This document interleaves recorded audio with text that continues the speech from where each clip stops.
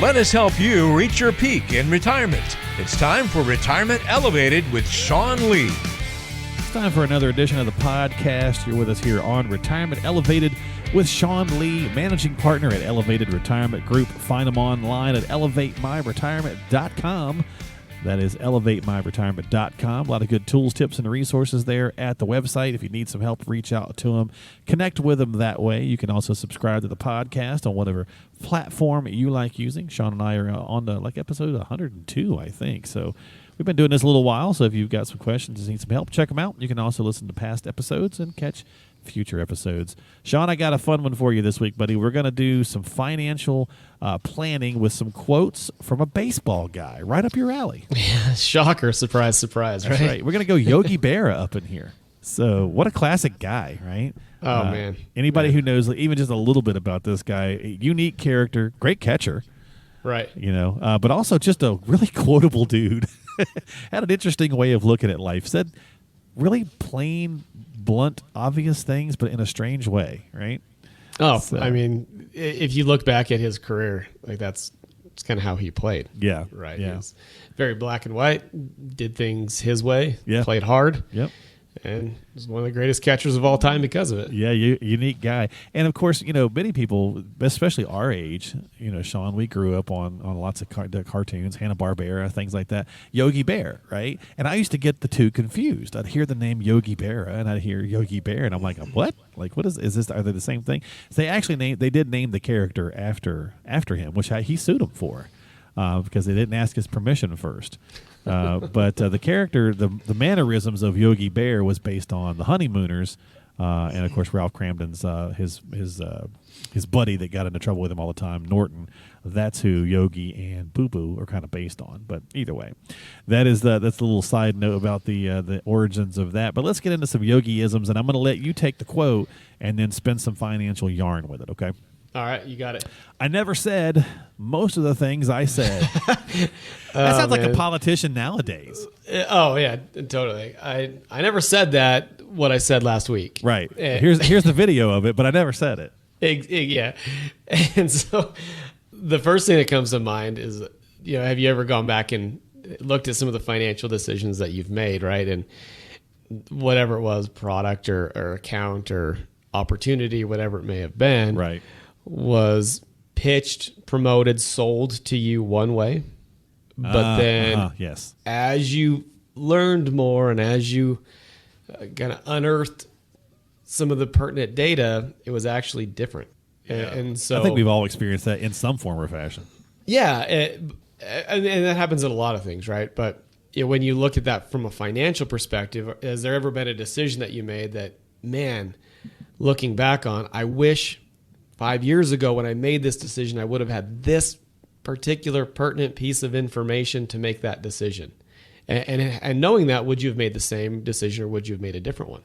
Exactly. So, and that's, I think, when you're working with a financial professional, you want to find someone who's explaining something to you in a way that resonates. That's kind of what I took from this, thinking about, I'm interested in this product. They explain it to me, and then later on they explain it to me differently because their style of communication is not working with me. Right? I'm not following them. I'm not tracking them. Maybe they're using too much jargon or whatever, right? Talking over your head, whatever the case might be. So, that's the kind of lesson I would take is find someone who can explain things the right way and don't fall for the slick sales pitch. That's for sure. And to talk about things factually, right? Right, yeah, data. People are smart, and where we get in trouble usually isn't the advantages of a decision; it's the disadvantages. Yeah, many of us have a good BS sniffer as well. Right. So use that. Unfortunately, some people don't have a good one, and it costs them sometimes. But number 2, this is a classic one. He's got 2 that I think he's most famous for, at least I think most people recognize. This is one of them. And certainly we've learned this lesson again the last 18 months here with our economy. But he said a nickel ain't worth a dime anymore. Gosh. Let's talk inflation, right? I mean, the cost of goods went up the last 18 months. The price of a chicken everything. A chicken egg isn't worth isn't even worth a chicken. A bar of gold anymore. It doesn't seem like. Inflation's a real thing. When we start to look at planning, if you don't add inflation into your plan, you could potentially be setting yourself up for down the road. Holy cow! I can't buy what I used to buy, and my plan's not built for that. Now what? Yeah, exactly. And so let's look at inflation as a real silent killer. And Yogi said it best: nickel ain't worth a dime. That's right. You got to have it. You got to have a plan for inflation, even normal inflation, right? I mean, even if you just go with the old adage of, okay, it costs us $5,000 a month to live. That's what we're spending on our expenses or whatever, and then we're retired for 20 years. Well, guess what? It's not going to be 5,000 anymore. It's going to be probably double that, right? So you got to have a plan to deal with inflation, and that's normal inflation, let alone some of the crazy stuff we've been going through. This one, we've all heard that saying from Lewis Carroll, if you don't know where you're going, any road will take you there. Well, Yogi was a little more plain. He said, if you don't know where you're going, you might end up someplace else. That's 100% accurate. If you don't know where you're going to go, you're going to end up somewhere else. That's right. Like, if you think about that, like, but if you don't have a structured plan. It's so plain, right? You're like, well, duh, but yeah. I was like, well, if you don't know where you're going, you're just going to be somewhere else. Yep. That's like the wherever you go, there you are kind of thing. Right, right. And all that has, like, very simply put, if you don't have a structured, clearly defined plan, you may get there you may get through retirement, you may not. But if you don't know, you're going someplace else. Yeah, what I got from this, John, was like thinking about people who have certain retirement dreams and something happens, derails those. And let's say we don't want to be a burden on our kids, right? You end up living with your kids before you really have to, right? Maybe from a, unfortunately, dementia or something like that. It's a little different. But just from a financial standpoint, like, you don't want to be there. Like, that is not where you want to be. That's the place you ended up, and that's not where you wanted to go. That was not your retirement dream. So get a strategy so that you know where you're going, and you don't end up on your kid's couch, couch surfing at 72 years old, right? Right. They couch surf on ours until they're 30. We don't want to turn around and do the same thing to them. So no, not at all. When you come to a fork in the road, take it. Yeah. I mean, I actually like that makes a lot of sense to me, and I think that this quote is awesome. Me too, because it's like decision, right? Make a choice. Yeah. Like, don't just, hey, you get there, don't just stop. Like, make a choice, make a decision, and move forward. Yeah. And own the decision. Whether it's when should you take Social Security? Because we have this conversation a lot, and I'll use Social Security as an example. Okay. In our plans, there's so much media marketing out there about Social Security. Maximize. We're going to teach you how to do this. But the reality of it is that Social Security for each individual person is going to have a different time stamp of when you should take it. It's going to be mathematical. So when you take the time to understand when you should take Social Security, understand the facts, understand how it works in your plan, make a decision, and move on with that decision. Yeah. We taught our daughter, we just have the one child, and we always said to her, life is full of choices, make one. Like, just that simply, right? Life is full of choices, make one. Because you're going to be presented with stuff all the time. And so we really kind of ingrained that. That was kind of my wife's mantra to her all the time, especially when she was getting in trouble or something, right? It was something silly, no whether she was a little kid or whatever, and she had done something. It's like, hey, you're at a crossroads. Life is about choices, make one. And when she did her valedictorian speech from graduating from high school, she used that in there. Of course, the wife got all, choked up. But it's like, it's that simple. It can be that plain. Same thing. I think that's basically what Yogi's saying here. When you come to a fork in the road, take it. Make a decision. Make a decision and move on with it. Like, my biggest pet peeve when I'm asking, my kids or my wife or just simple things like, hey, I don't know. No, that's not an answer. Right. Then no. Find out the answer. Find out some information and then make a decision. The answer is like, okay, hey, what do you want for dinner? I don't know. Well, you got to have an opinion. Right. I don't know. The dinner one's the worst, isn't it? It's like, all right, bud. Then you are going to eat whatever we tell you you're going to eat. That's right. Exactly. You're going to get your least favorite thing. I used to do that too. It's like, okay, I know what you don't like, so I'm going to serve that. The future ain't what it used to be, said Yogi. And that's the case. I mean, you look back with how planning has changed. I mean, it's in 5 years, let alone 25 years. Jeez. Right? I mean, just the reduction of the amount of people who have pensions is a great example. Or, when Social Security was originally created, your life expectancy was like 3 years after you could get benefits.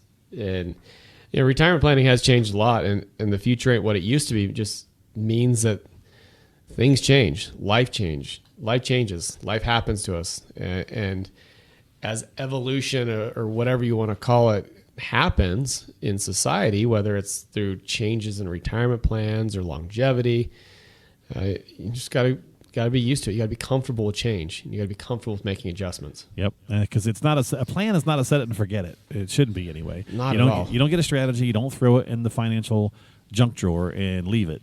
It ebbs and flows and changes just like your life's going through retirement. So, final yogiism, another classic one. Everyone's probably heard this one. It's like déjà vu all over again. It's happening again. And it's just a circle of déjà vu of things that continually happen. And that's really, cycles in the stock market. It's things go well, market does well, market corrects. Market does well, the market corrects. And when, it goes up, it goes down. And when things are going well, everybody's happy. Right. And then there's a correction, and if you don't have clarity in your plan and you don't understand how your plan is going to react and how your plan is going to be affected, that can cause a little bit of chaos in your world. And then the markets go back up and you're happy again. So having clarity allows for déjà vu to continually happen, but your emotions to stay levelized and in check. Yeah. And you got to love the yogiism of that, right? You could just simply say it's like déjà vu, because that's what déjà vu means. Right. But he adds the all over again. Exactly. Right? And it totally makes it a unique yogiism. So, yeah, I mean, that's the market, right? I mean, it's going to go round and round. It's going to do its thing. We can't control it, but we can certainly have a strategy in place. We can certainly have some plans. And Sean, we talk all the time about people love a good sale, right? You and I were just chatting about you're going to stop by this particular store when you're on your little trip, and they're going to have sales. You might buy some stuff, right? Right. But when the stock market's on sale, people are terrified because that means it's down. Think about America. What's our favorite store in America? It's Costco. Right. It seems to be. And, I mean, why do we go to Costco? Because we can get a whole bunch of crap for cheap. Right. Yep. And we can get it on sale. But when the market corrects, nobody looks at the market as the Costco of investing. Yeah. When it's climbing high, people are like, let me in. I want to get in on that. And it's like, well, you're buying at the wrong time. So like, I want to buy a car, and then 3 years from now, I want to sell it for $50,000 more than I bought it for. Yeah. Like that would be ideal, right? Yeah. But nobody's sure. going to buy that car. No. But they'll buy stocks or invest when the market's overinflated, but not when it's deflated. Yeah. And I get it. It's scary, right? We're seeing it go down, especially as you're getting closer to retirement. But if you're a pre-retiree, for example, and you're still working, you should definitely be dollar cost averaging. You should definitely be taking advantage of that. And even for retirees, Sean, it still may be a strategy to look at different things. Again, everybody's situation is different because we still need growth in retirement. Right. Even when we're actually no longer working, we still need growth because hopefully, God willing, we're going to have 25 years or 30 years in retirement. So exactly, got to outpace that inflation. So there you go. A little fun with some yogiisms. Classic guy, interesting guy for sure. A lot of quotable moments. So thanks for hanging out with us as always. We appreciate it. Don't forget, again, subscribe to the podcast on Apple, Google, Spotify, all that good jazz. Find it all at the website for the team, which is elevatemyretirement.com. While you're there, check out some tools, tips, resources. Schedule some time for yourself. Get on the calendar and have a conversation about your retirement journey at elevatemyretirement.com. Sean, thanks for hanging out, bud. Have yourself a great week. Hey, thanks, Ben. That was fun. I always appreciate you. We'll see you next time here on Retirement Elevated with the one and only Sean Lee.